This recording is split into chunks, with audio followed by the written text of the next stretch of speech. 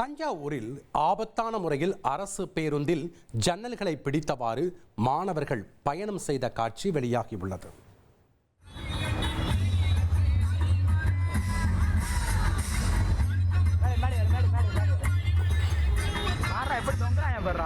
திராவிட model ஆட்சி தான் இன்னைக்கு மாட்டினீங்கல்லாம் அவங்க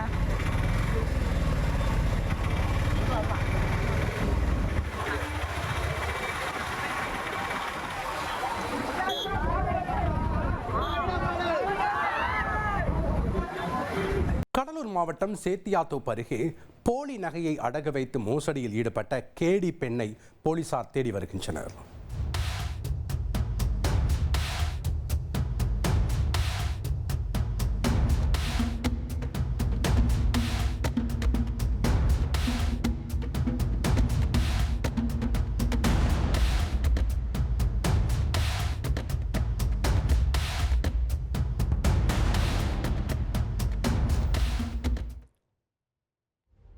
சேத்தியாத்தோப்பு அடுத்துள்ள சாத்தமங்கலம் கிராமத்தில் குஷால் பேங்கர்ஸ் என்ற வட்டி கடை செயல்பட்டு வருகிறது.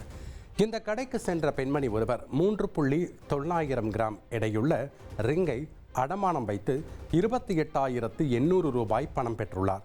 அந்த பெண் அங்கிருந்து சென்றதும் கடையின் உரிமையாளர் நகையை பரிசோதித்த போது அது போலி என்று தெரிய வந்தது.